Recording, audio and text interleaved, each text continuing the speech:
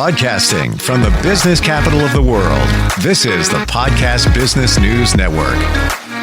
I want to turn you on to a great book for kids, and we need books like this with all these, so many different devices, diversions that children have. It's great to have a book that they can take away life lessons, but also lessons about our environment and our ecology. That book is Jack Sprout in Beaver Creek Meadow. And we've been talking with the author for the last number of weeks about this book.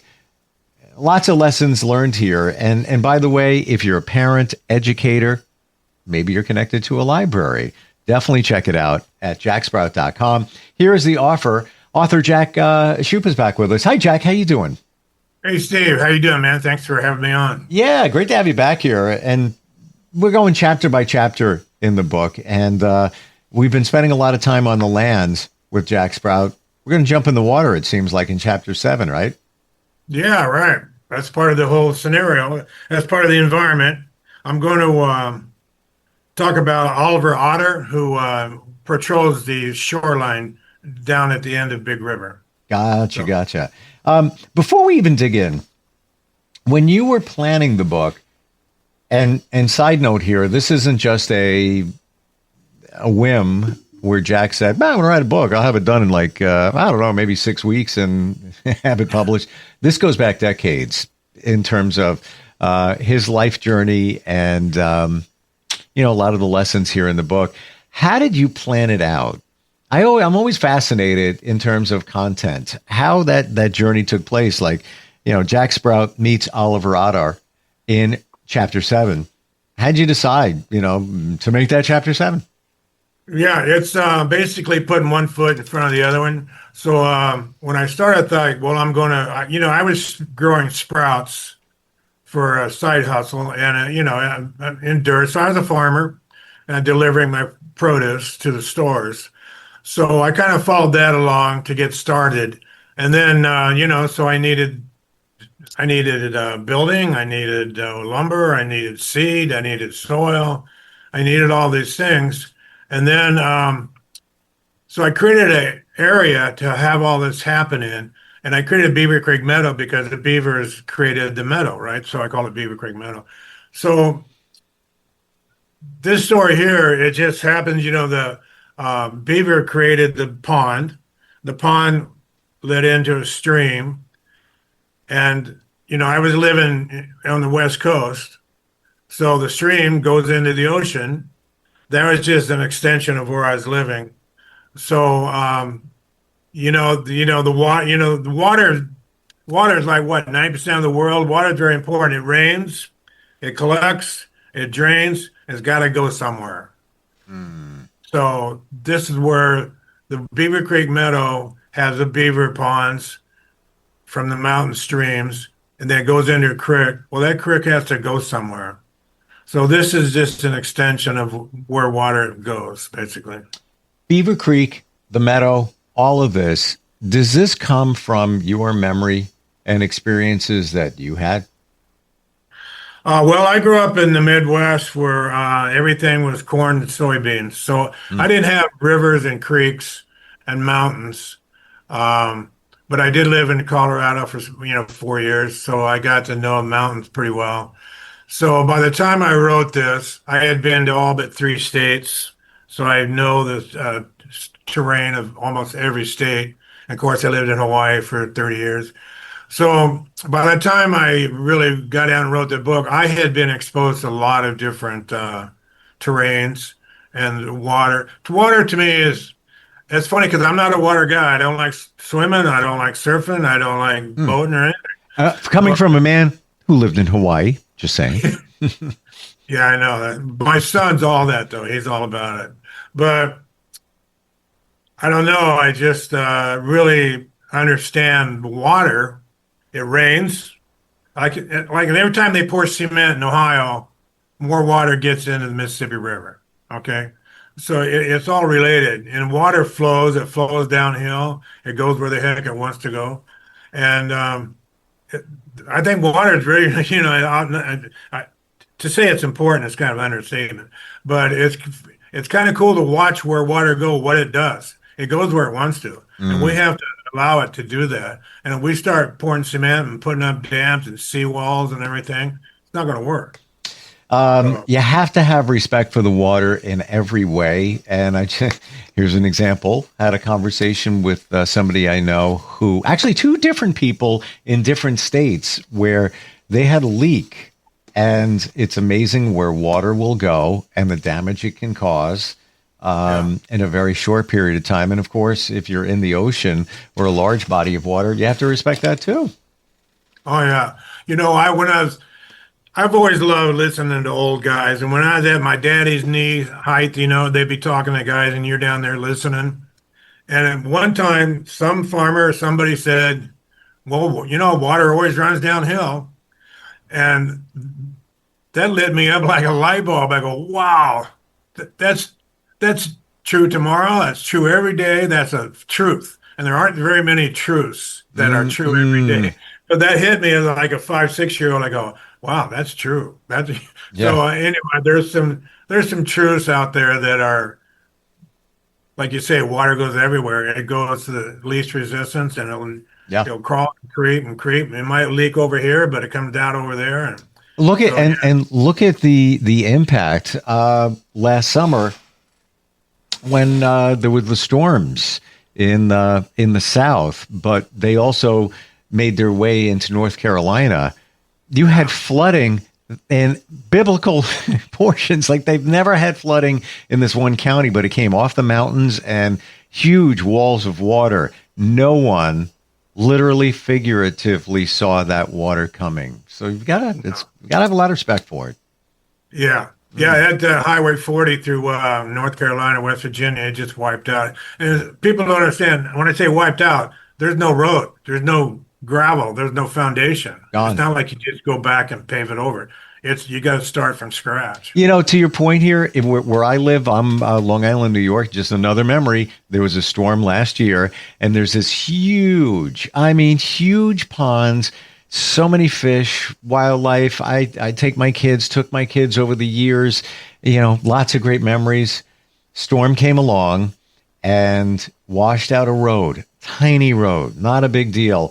The road leads to the Sound, blasted the road apart. That entire pond just released and went into the Sound. And now it was a bed of mud with fish floundering, dying, wildlife looking for homes. They still it's going to be quite some time, years before they can rebuild that. But like things you never expect, we take it for granted. Well, that road's there, and it's that's not going anywhere. Yeah, guess we took it out. Water. Yeah, crazy. Yeah, It's very powerful. Yeah. Okay, so let's dig in chapter 7. Okay, we're going to go down Big River. We're going to meet 3 new characters. Here's Old Otter. He's out there in the ocean, laying on his back. And then here's Captain Barry, Big Brown Bear. Mm-hmm. And then we have Red-tail McAllister, who's a red-tail hawk. Gotcha. So he soars in the sky all day long. So anyway, last time we talked, we was at Early Worms Farm, and Jack's getting all of his materials ready to build his farm. So he went to see Pierre Letrue. He works at the power plant, and he goes, "Hi, Pierre, what are you working on?" Fred Beaver asked me to help him design the new, smaller dam and pond he's building. The wetlands have been dry this summer, and we need to send more water down there. He'll need more water for your farm, too. How's it going, anyway? Well, I'm ready to start building. Will you drop the plans for my new farm using your passive solar design? I'd love to, but I have to finish Fred's project first. Do you have all the materials lined up? I sure do. I found the lumber, the power, the soil, the seed, the builders, and the heavy lifters. All I need now are the plans, and I'll round up all the neighbors. Pierre goes, have you stockpiled the river rock yet? What do I need river rock for, I asked. Holy moly, do I have to tell you everything? I don't want any more rocks on my farm, I argued. I've been trying to get rid of them. I'll put river rocks on the floor of your greenhouse and in parts of your farmhouse, he said. The sun will shine on them during the day and warm them up. The rocks will release their heat at night to keep your greenhouse and farmhouse warm. It's free energy from the sun. It's good for you and good for Beaver Creek Meadow. Okay, where do I find this river rock? Wait, don't tell me. In the river. That's right, Jack Sprout. Hey, you're learning. Beaver Creek joins up with some smaller creeks and streams just west of the West Woods. They all flow together to create a deep, wide river called Big River. Oliver Otter is a silver-colored otter with a very important job. He's a great swimmer and patrols our shoreline where Big River meets the ocean. Ask him where to get the best river rock. You don't take anything around here unless you ask. You should take the tugboat. It can haul heavy loads. Down on Beaver Creek docks, you'll find Captain Barry. He's a tall, stout, smart-looking, and very strong brown bear. He has fine, short fur, long arms, and green, soft bear eyes. He's the captain of the waterways around Beaver Creek Meadow, and everyone respects him. We call him Captain Barry because if we don't get there first, he'll eat all the berries on the hillsides. Captain Barry also takes his neighbors on camping trips up in the Northeast forest. And he shows them, they want to get out into nature and hear the sounds of nature and see all the wild animals and everything. But when he goes up there, his friends say, now, Captain Barry, don't tell him your ghost story. We got new people, and we don't tell them ghost stories to scare them away. He goes, oh, okay, I'll try not to. But he always does tell it. They'll be talking. He'll say, "Hey, that reminds me of a story I have." So he'll tell the ghost story. You want to hear it? Please do. You want to hear the ghost story? Yes. I don't want it to stick in your mind. I don't want it to stick in your head now. So anyway, he goes, Canberra, every campfire, he'll tell the same ghost story. He goes, a long time ago, lumberjacks were cutting down a lot of trees. And they were cutting down so many trees that we kind of had to stop them. They say, you can't cut down the trees in this area, that area. So they were getting restricted on what they could cut. So when you go up and you're camping at night, you hear creaks, you hear sticks breaking, you hear brush, wondering what's going on out there. So Captain Barry says, the ghost of the lumberjacks are walking through the woods with their axes looking for trees to cut down. And that's the sounds you hear at night in the forest. So that's his, he always tells that. They tell him not to, but he does. So I went to the docks where Captain Barry is watching one of his boats and he yells hello. He says, hi, Jack Sprout.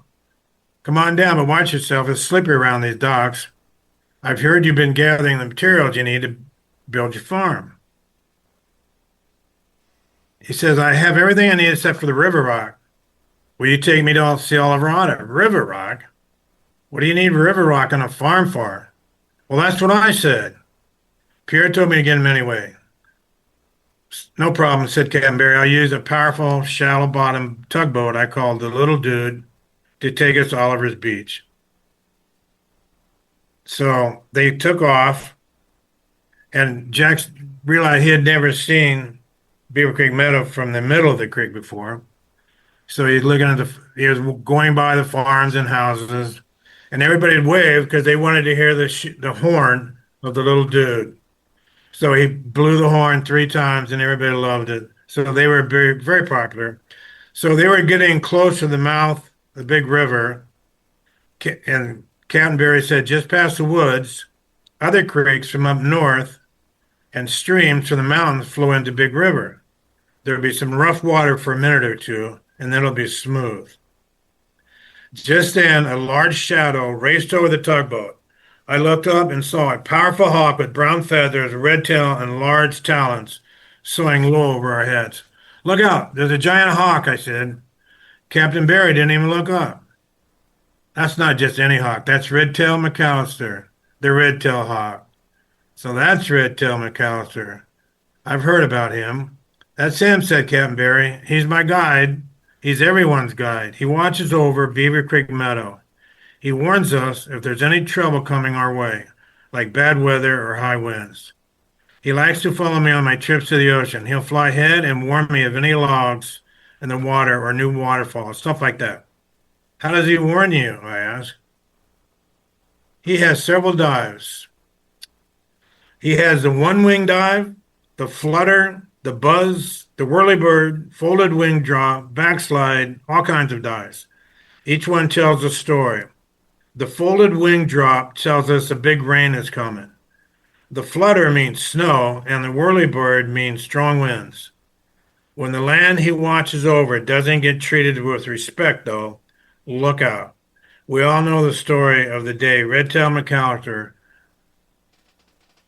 stole the air out of Beaver Creek Meadow. We almost died.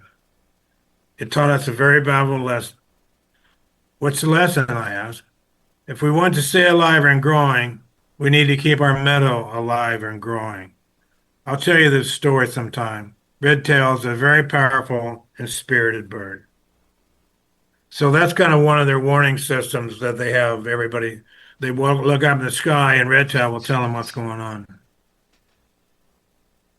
So they went on down the river, and then Captain Barry finally pulled over to the bank and dropped me off.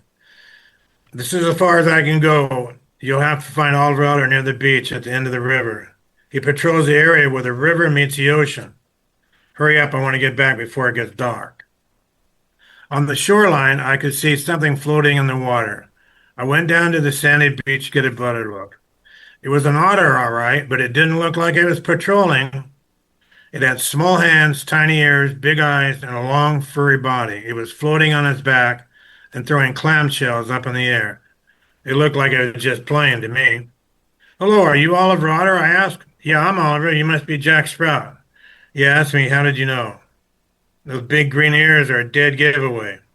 My ears were coming in handy. Everyone knew me, and I was learning a lot just by listening. You must be here for the river rock, said Oliver. Pierre always sends me the new builders when they start out. The Red Fox is smart one. You should listen to him. I do. I thought you'd be patrolling today. Looks like you're just having fun. I am having fun, but I'm also patrolling. We otters have fun when we work. That's a new look on work. Our job is to warn the sea coral, crawfish, shrimp, oysters, lobsters, and other sea critters when Big River gets muddy so they can hide. Sometimes Beaver Creek Meadow gets more rain than it can hold. The mud runs into the creeks and streams that feed Big River and flows down here to the ocean. I can walk up on dry land, but our ocean friends can't. Some swim out to cleaner water, and some hide under rocks. The ocean's waves take the muddy water away, but it's bad for a while. We also help whales or seals get free if they're washed ashore. We've saved swimmers from undertow currents and surfers who get knocked off rogue waves. It's pretty busy down here. Anyway, the last bit in the river before you got here has the best rock. The river slows down there to turn, and the rocks drop to the bottom. Those rocks have been rocked and rolled for so long they've become round and smooth. I'd help you, but I don't throw river rock. Besides, I have to keep patrolling. I'll be there to help when it's time to build your farm. I raced back to the riverbank, the tugboat, told Captain Barry where to get the rock. He drove back to the last bend in the Big River and gracefully backed the tow barge right over the round, smooth river rocks. Okay, we should be able to pick up the river rocks from here, I said. Who's we? Asked Captain Barry. I'm a boat captain, not a rock thrower. We're here to help you, Jack Sprout, but you have to do the work yourself. I've heard that one before. I jumped in Big River and started throwing rocks like crazy. The water was icy cold and I had to work fast. I threw rocks and threw rocks and threw some more rocks. It took a long time, but I didn't stop throwing river rock until that barge was fully loaded. We turned the little dude around and headed home. Great job, Ken Barry. You're a hard worker. you'll make a great farmer. So they make it all the way back, and then Jack took a little nap on the way back. He was wore out. Was that a smooth trip? I asked, not really. I saw Red-tailed McAllister do a roll dive a couple times. I had to steer around some runaway logs. Good thing he flew along with us. Better have the long-necked shorebirds, who do all the heavy lifting, better have them come get these heavy rocks. If we leave tow bloated all night, it'll sink for sure. So I went to the shorebird's office, said hi to Mona, the little blue heron secretary. I told her what I needed, and she says, no problem, I'll get right on it. She said, I'm leaving early today, so when I fly to my home in the wetlands, I'll tell some shorebirds about your job. They know where your farm is and will be here late this afternoon. It was late in the day when I heard the famous work song, Whoop, Whoop, Whoopee. Whoop, whoop, whoopee. Whoopee and Stretch were on their way. They saw me waving and began circling downwards. I pointed to a spot to drop the river rock and ran for the east woods. I knew by now to get out of the way of those two birds when they were circling. With some flapping and yelling, diving and turning, they dropped the load of rocks on the spot of my new greenhouse to be. They said they had 3 more loads to go. If they hurried, they could be done before dark. We don't like to fly after dark, they said. That's when the night owls and the bats come out. So that's the story how Jack got his river rock with the help of, as you can see, everybody helps everybody. All the rodders taking care of the shoreline. Captain Barry's driving the boat up and down. There were the long-necked shorebirds do all the hauling around there. And Pierre Latrue tells everybody what to do about his building and everything. So that was just a day in the life of Jack Sprout when he's trying to get his farm together. Wow. The referring to the bird flying and the different dives, and did you research that? Was that real or is that made up? That's made up. Okay, I believe it. Yeah. And you That's know what made up, I like I say, I've been around and I see bird diving, but I just added it. I made that up. The one thing that rings true for me so far, right up to chapter 7, is every member of the meadow is authentic. They're being real about who they are, about their purpose in life, and they also express gratitude. At the end there, some of the characters were thanking the others for their help and support. And so there's a lot of different things going on here. A lot of takeaways for kids, adults too. Yeah. Thank you. I appreciate that. Yeah. It's, those lessons. That's probably my nice side. Well, you don't see that a lot, and especially gratitude. They say, if you really want to move your life forward, you need to show gratitude for what we have, even saying thank you. And it was right there. And I've noticed it in pretty much every chapter, being mindful of it, that's there. But also, if a character is not comfortable, one of the animals is not comfortable doing something or with a situation, they will speak up and share it in a very nice way. It's very authentic, very real. This book is fantastic in many different ways. What age would you say this book is best for? Well, it's meant to be a first reader, so 7-year-olds. But some of the information is a little more towards your 9, 10-year-olds. Yep. So I'd say 7 to 10. Yeah, and I just want to put it out there again for parents, for educators. Get the book. Go to the website. It's very simple. jacksprout.com. And we've talked before that, if there's an opportunity, if somebody's interested in even licensing the characters, if it makes sense, that you would entertain that as well. It's on Amazon too. Yeah, I think Jack Sprout would be a good spokesman for somebody. Yeah. Yeah. Again, right back to the qualities. It's a likable character, real, respectful, authentic, shares gratitude, and curious, which kids are, and we as adults should continue to be that way as well. Thanks again for being here today, Jack. Really appreciate it, and love diving into the book. It's good stuff. Thank you very much. Appreciate it. We'll be right back.